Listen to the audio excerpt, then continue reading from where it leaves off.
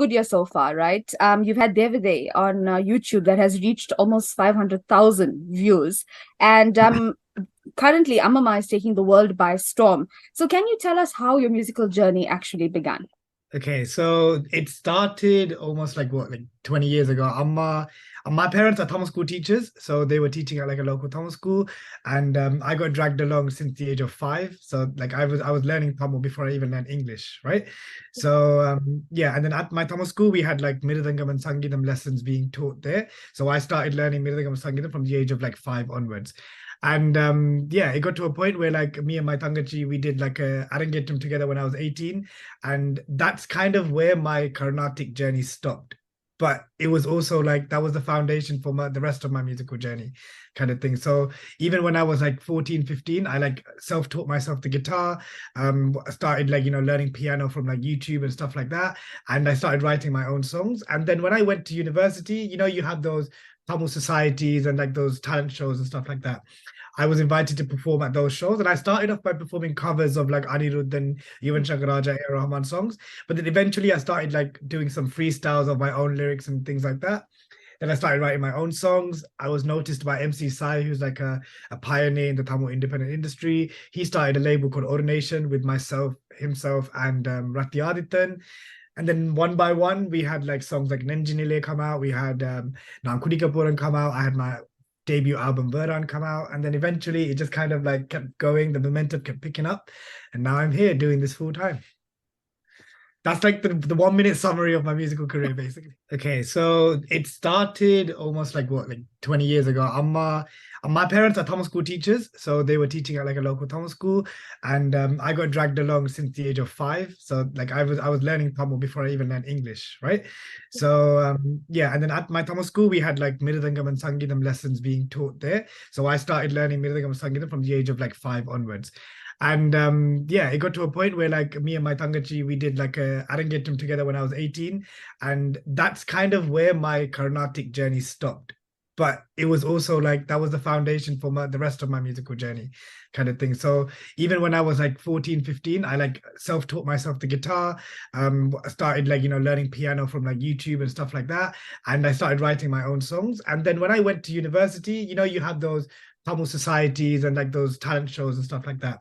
I was invited to perform at those shows, and I started off by performing covers of like Anirudh and Yuvan Shankar Raja, A. Rahman songs. But then eventually I started like doing some freestyles of my own lyrics and things like that.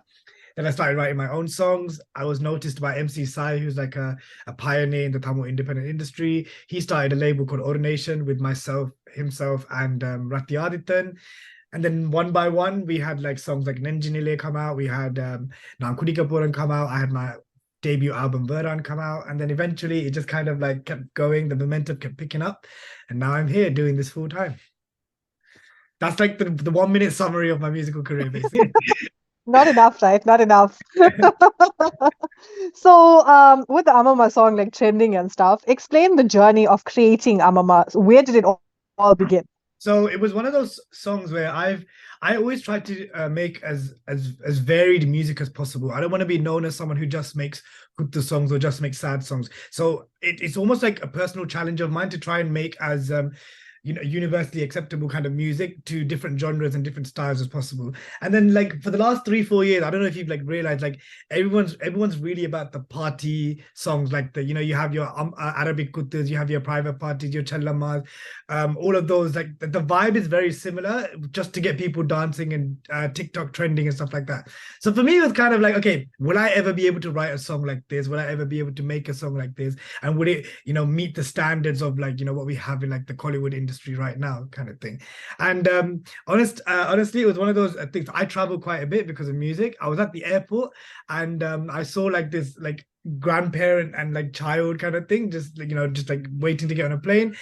Instantly there was like an inspiration, something like Ammamma, Ammamma. Just one of those hook lines just came into my head. I remember voice note recording it on my phone. Then like a month or two later, the chorus just came to my head, kind of thing. And then from there, it was built along a year. It wasn't like I sat down in one night and wrote the song. It was honestly one of those things where just like as time went by, little pieces were coming together. Then at one point I had like the whole structure in my head. I recorded the vocals and I sent just the vocals to my producer friend Dio in Singapore. He added the music to it, and then one by one, we just added layers and layers and layers, and it became the song it is today. Wow. Yeah. At an airport. That's where it all started. Wow. Yeah, it's like an airport. And another fun fact is like the first line is like, baby, unnanan katti katti pattu pulla kutti, romba kutti kuttiya pettu tharata. My Ammamma actually had 10 children.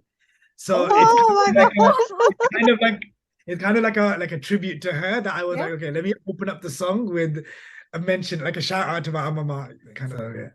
It's actually weird where we get inspiration from, Yeah, huh? Like anything genuinely comes from somewhere else subconsciously. Like it's always influenced by something. Yeah, true. True. And now that line is actually like, trending. The Ammamma lines are trending it's a hashtag. all over. It's a hashtag. Yeah. So like you mentioned as well, you said you don't want to be known for one type of music, right? And if we look at some of your past tracks, they are very very melodious, and Ammamma came in with a complete change. So are you looking at doing more in that genre? But even Ammamma, when you slowed the song down, it is a melodic song. Yeah. Right. So every song does have elements of melody into it. It's about how you kind of express that melody. Like if you slow down a song, for example, one of my what my friends say is one of my best songs, like Sirok, for example, it's a Ghana upbeat kind of kuttu banger, right? Yeah. But if you slow the song down and you play like the melody on a flute, it's a very sad melody.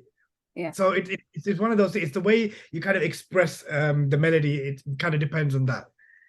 So I know that you said that you got inspiration from an airport for Ammamma, but who inspires you through your musical journey? So who are your musical inspirations? So if I was to refer to like current musical directors, for example, easily it would be Anirudh, A.R. Rahman, Santosh Narayanan, and like Sid Sriram.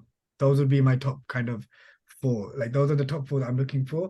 When I'm like, whenever they drop anything, I'm to like the new music. But I do try to open up my like palette of music. I don't try to exclusively just listen to Tamil music, because I feel like if I just listen to Tamil music, I'm going to be tempted to just stick to those kind of sounds. So I'm a big like R&B fan. I listen to like the top 50 hip hop songs and stuff like that, just to kind of be aware of what's going on around the world, and at the same time draw inspiration from that into my music as well. So I think I have like an advantage being someone that lives in London, UK, but is raised speaking Tamil and watching Tamil cinema. So I kind of have like those two worlds, kind of like I'm like a product of the two almost, kind of thing. Like the best of both worlds, if you look at it. Yeah, exactly. Yeah. Because it really helps with fusion music as well, and just bringing out the best elements of each culture. Exactly. And I can derive my own sound just from those two elements, right? Yeah, definitely.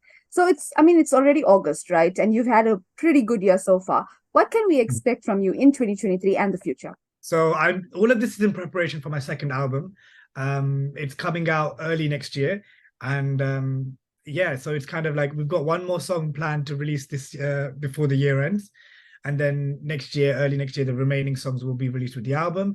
And we have, I think, 3 more music videos in the works. So it's a busy year. We're always working, traveling and trying to constantly make music. And like my backlog now is like almost like 20, 30 songs, but it's about releasing those at the right time, and whether some of them won't even get released, Yeah.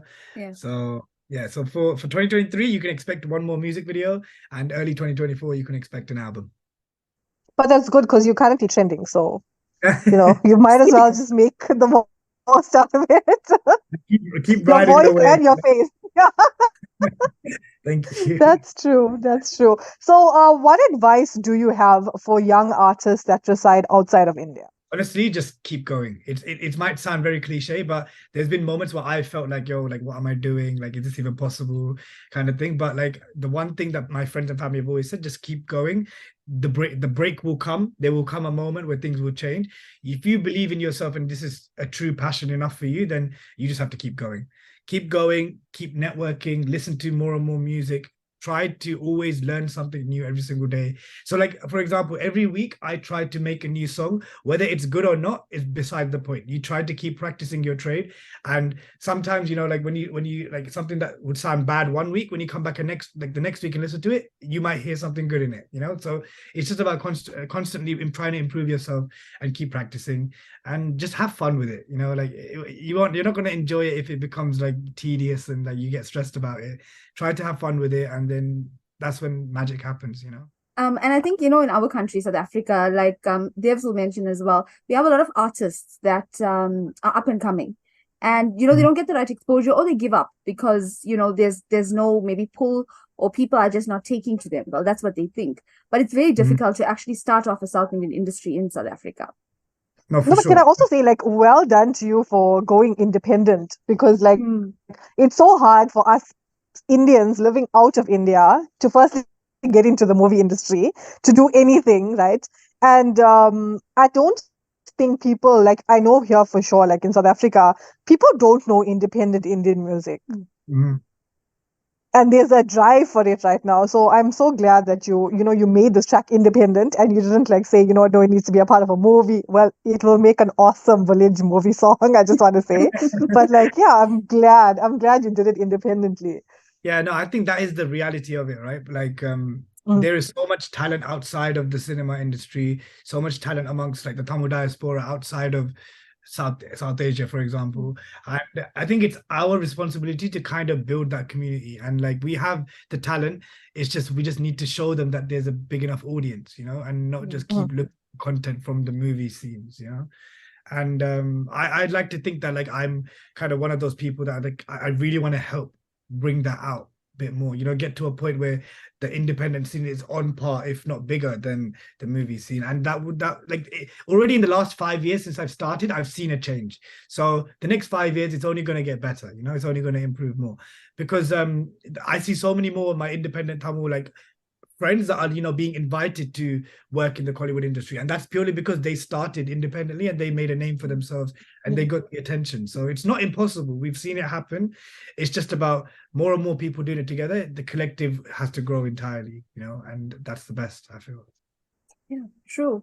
So we're definitely looking forward to the rest of 2023 with you, as well as that album coming out early 2024. Is it going to be a Pongal release? Are we going to be proper South Indians and do a Pongal release? No, I don't think it's going to be Pongal release. I'm still debating on I'm not someone that, like really cares about numbers and like releasing on I'm not one of those people. But for me, it's just like, I need to get the right vibe from the time of release, and it needs to make sense to me as well. Cause like, I like to kind of space out at least 2 months between each of my releases.